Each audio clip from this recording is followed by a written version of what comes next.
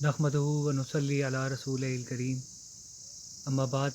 आऊज़ु बिल्लाहि मिनश शैतानिर रजीम बिस्मिल्लाहिर रहमानिर रहीम।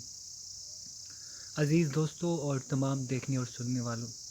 आज जो मेरी वीडियो का मौजू है वो आल पार्टीज़ कॉन्फ्रेंस ज़रूर है, लेकिन इसमें कुछ गुफ्तगू जो है मैं अपनी एक ज़मीरी गुफ्तगू बरोज़ जुमेरात वो नवाब ऑफ बहावलपुर और बिलखुसूस जितना भी सूबा सिंध है इन तमाम लोगों के इस अवाम के नज़र करना चाहूँगा। एक बड़ा खूबसूरत शेर है कि काफिर है तो करता है शमशीर पे भरोसा, मोमिन है तो बेतेग भी लड़ता है सिपाही। तो गुजारिश ये करनी थी, कोई मेरी इतनी लंबी वीडियो बनाने का या कोई तकरीरें करने का शौक़ नहीं है। जो एक ज़मीर की आवाज़ है वो अंदर से जब मुझे मजबूर करती है तो मेरी ख्वाहिश होती है कि मैं अपने अल्फाज या अपनी सोच या जितना भी अपना ईमान है वो आप तमाम अहबाब के सामने पूरे ईमान के साथ जो है पेश कर दूँ। अब सुनने को जितनी गुफ्तगू हमने देखी या जो हमारे सामने लाई गई वो ऑल पार्टीज़ कॉन्फ्रेंस के हवाले से थी कि जिसमें ये तमाम सो कॉल्ड पार्टीज़ जिनको ज़ाती हवाले में मैं पाकिस्तान में इस वक्त मुल्की सियासत को लेकर मैं ये ज़ाती तौर पर मानता हूँ कि इस वक्त कोई सियासी पार्टी या नाम नहाद जो है तरतीब जो है वो यहाँ पर पाकिस्तान में मौजूद नहीं है। लेकिन इसके बावजूद जब हम इन लोगों को सामने देखते हैं तो मेरे एक अकेले होने से समझने से या मेरे एक अकेले के कुछ यकीन करने से कोई तब्दीली रूनमा नहीं होती है। ये जो तमाम चीज़ें ये एक इज्तिमाई काविश कोशिश मांगती है, एक मुकम्मल ईमानियत का तकाज़ा करती हैं तमाम जो है पाकिस्तानियों की जानिब से। बहरहाल कुछ देर पहले मैं एक वीडियो देख रहा था जनाब सिराजुल हक साहब की, जमात इस्लामी के अमीर हैं, बड़ी नरम खू तबीयत के मालिक हैं। और जहाँ तक मैं देखता हूँ तमाम रहनुमाओं को, तो उन रहनुमाओं में अगर हम ग्रेडिंग करें, दर्जा बंदी करें, तो उसमें कहीं ना कहीं सिराजुल हक साहब सबसे आगे हैं शराफत के हवाले से और बाकी मामलात के हवाले से। यानी हम ये समझते हैं कि ये बाकी लोगों से काफ़ी बेहतर हैं। लेकिन जब सवाल आता है हमारी मुल्की सतह पर, तो मेरा जो सवाल है ये सूबा सिंध की उस आवाम के साथ है कि जिस आवाम में PhD स्कॉलर्स मौजूद हैं, कि जिस आवाम में साइंटिस्ट मौजूद हैं, जिसमें ऐसी ऐसी शख्सियात का जो है हमें इल्म है कि जो मुल्क पाकिस्तान, न सिर्फ मुल्क पाकिस्तान बल्कि पूरी दुनिया में हमारी जो है इज़्ज़त और वक़ार का बाइस बन रहे हैं। लेकिन वहीं मैं ये भी समझता हूँ कि इसी सूबा सिंध से फिर जब इस किस्म के बिलावल ज़रदारी जैसे लोग उठ के हमारे सामने आते हैं तो फिर हमसे बर्दाश्त नहीं होता कि ये किस किस्म की तरतीब है आप लोगों की कि इतना इल्म हासिल करने के बावजूद, इतने मामलात होने के बावजूद आप इस किस्म के लोगों को जो है हमारे सामने हमारे ही सरों पर लाकर बैठाते हैं। अब ये जो लड़का है बिलावल ज़रदारी, अब आप इसकी एक रिक्रूटमेंट ही देख लें, इसकी सिलेक्शन ही देख लें कि peoples party, Pakistan peoples party जिसको एक ज़माने में जो है बड़ा उरूज हासिल था और जिसके कारकुनान जिनको जालिक कहते हैं, इन्होंने अपने 30-30, 40-40 साल इस पार्टी के लिए दिए, इस जमात के लिए दिए, मारे खाई हैं, जो कुछ भी मतलब जो वो समझते हैं। तो क्या ये उनका हक़ नहीं था कि वो इस पार्टी की निस्बत सामने लाए जाते या उनको प्रोजेक्शन मिलती? और फिर जब वो पाकिस्तान में रहते हुए तमाम चीज़ों को बग़ौर मुतालिया करते रहे हैं, उनको उन्होंने बर्दाश्त किया है या वो उसमें से उस प्रोसेस में से गुज़र कर आए हैं, तो फिर मेरा ये सवाल बनता है सूबा सिंध की आवाम से और स्पेशली जो है क्योंकि मैं बहैसियत अब्बासी होने के आज जो ये गिला करूँगा, ये मैं गिला करूँगा नवाब ऑफ बहावलपुर से कि अब्बासी जो हमारी बरादरी है सिंध में और बहावलपुर के इलाके में जो मौजूद है, कि आप लोग किस किस्म की जो है अपनी अब्बासियत को लेकर वहाँ पर बैठे हुए। कुछ हफ्ते मैंने एक वीडियो देखी जिसमें ज़रदारी कबीला और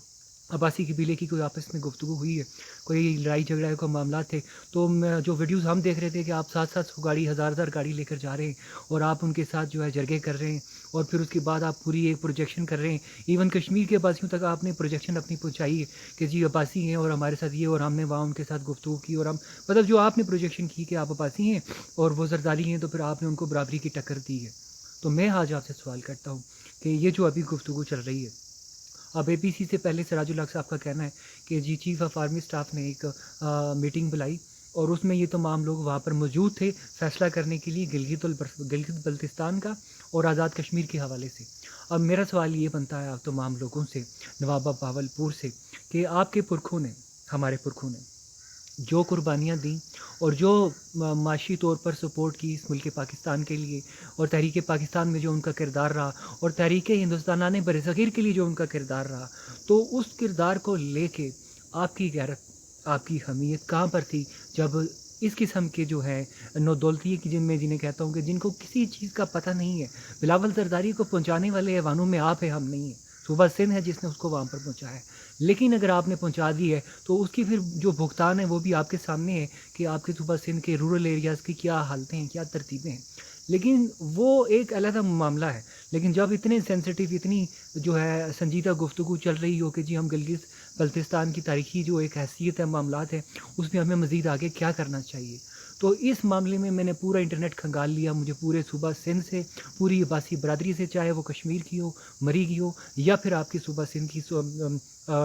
بہاولپور کے کچھ معاملات ہیں، تو کسی ایک بندے کی جانب سے بھی مجھے یہ گفتگو سامنے سننے کو نہیں ملی کہ جناب یہ ہماری حق تلفی ہوئی ہے۔ ہمارا ضمیر ہی مطمئن نہیں ہوتا ہے کہ آپ نے ہماری بےزتی کر کے ایک ایسے آدمی سے مشورہ کرنے کی کوشش کی ہے کہ جسے گلگت بلتستان کے پس منظر کا کچھ روپے کا اندازہ نہیں ہے۔ آپ ان کی اے پی سی میں دیکھیں کہ اس کے سامنے ساتھ بیٹھے مولانا فضل الرحمان نے اسی کے باپ کو کسی کے کس قسم کی گفتگو کر دی، اور وہ وہاں پہ مائک لے کے بیٹھا ہوا اور دوسروں کہہ رہی تھی پرچی چینج ہوگی ہے، ترتیب ہوگی ہے۔ تو آج بروز جمعرات میں آپ کو کہتا ہوں، آپ لوگوں کو، نواب آف بہاولپور کو کہتا ہوں اور عباسیوں کو کہتا ہوں جو سندھ کے وہاں کے لوگ ہیں، کہ آج کے بعد آپ نے کبھی بھی کسی بھی ویڈیو میں کسی بھی جگہ پہ آ کے یہ ثابت کرنے کی کوشش نہیں کرنی ہے کہ آپ لوگوں نے پاکستان کے لیے، یا آپ کے پرکھوں نے جو پاکستان کے لیے قربانیاں دیں، یا انہوں نے معاملات کی، انہوں نے ترتیبیں کی، اور آپ کا حق بنتا ہے کہ آپ کو عزت دی جائے۔ اگر آپ کو عزت چاہیے، اگر آپ واقعی مانتے ہیں کہ آپ عباسی ہیں، غیرت مند ہیں، ترتیب والے ہیں، تو یہ سوال پیدا نہیں ہوتا تھا کہ chief of army staff Bilawal Zardari کو وہاں پر بلا کر اس سے مشورہ کرتا کہ گلگت بلتستان کے معاملے میں ہمیں کیا کرنا چاہیے۔ اس میں مولانا سراج الحق صاحب، اب دیکھیں سراج الحق صاحب کی پرسنالٹی ایسی ہے کہ مولانا ان کے نام کے ساتھ جو ہے اچانک میرے منہ سے نکل گیا، تو سراج الحق صاحب کی جو گفتگو میں نے سنی، انہوں نے کہا جی کہ چیف آف آرمی اسٹاف نے جو یہ تمام ترتیب بلائی تھی، اس میں یہ سوال کیا گیا کہ جی ہم گلگت بلتستان کو صوبہ بنانے کی ترتیب میں جو ہے وہ اس میں مشاورت کرتے ہیں یا جو بھی ہے، وہ انہوں نے جس حساب کتاب میں بھی بلایا، اول تو یہ ان کا ڈیکورم ہے یا نہیں، یہ اس میں بھی ایک بہت بڑا سوال ہے، لیکن یہ ترتیب ضروری ہے کہ چیف آف آرمی اسٹاف جو بھی ہے، یا باقی ہماری فوج پاکستان کے جو سینئرز ہیں، یہ کسی نہ کسی حوالے میں ملک پاکستان میں انوالو تو ہیں، ان کو گراؤنڈ ریئلٹیز کا پتہ ہے، ان کو بنیاد کا پتہ ہے، انہوں نے کتنی جنگیں لڑی، یہ ایک دم اٹھ کے کسی کے کندھے پہ سر یا پاؤں رکھ کے اوپر نہیں پہنچے ہیں کہ آج یہ آگے گفتگو کرنے کے لائق نہ ہوں۔ جیسے بلاول زرداری ساری زندگی یو کے میں، برطانیہ میں گزار کے اپنے ماں باپ کے پیسوں کے اوپر عیاشیاں مار کے یہاں پر آ گیا ہے۔ میں چیلنج کرتا ہوں اس بلاول زرداری کو، میں چیلنج کرتا ہوں اس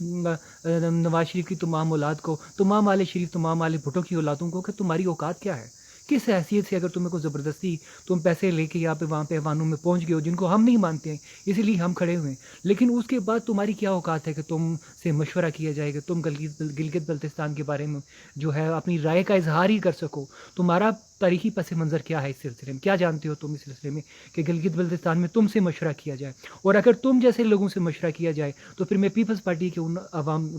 کارکنان سے سوال کرتا ہوں،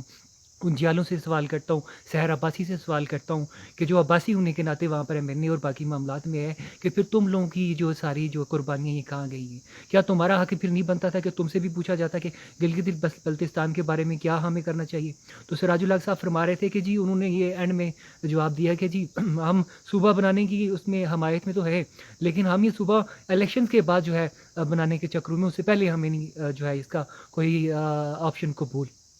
اگر انہوں نے صوبہ بنانا ہوتا، اگر انہوں نے کوئی ترتیب کرنی ہوتی، تو کیا آپ نہیں جانتے ہیں کہ کتنے گزشتہ 40-45 سال سے یہی پیپلز پارٹی، یہی مسلم لیگ نون اور جیم بیم، جتنے بھی ساری پارٹیاں اپنی انہوں نے ذیلی بنائی نہیں لوگوں نے، ڈوکوسلوں نے، تو کیا یہ کام پہلے نہیں کر سکتے تھے؟ سوال یہ پیدا ہوتا ہے کہ آپ نے اپنی انسلٹ کیوں کروائی ہے نواب بہاولپور صاحب؟ عباسیوں کے تمام قبیلے سے میں مخاطب ہوں کہ یہ آپ کی انسلٹ ہے کہ اس قسم کے جو ہے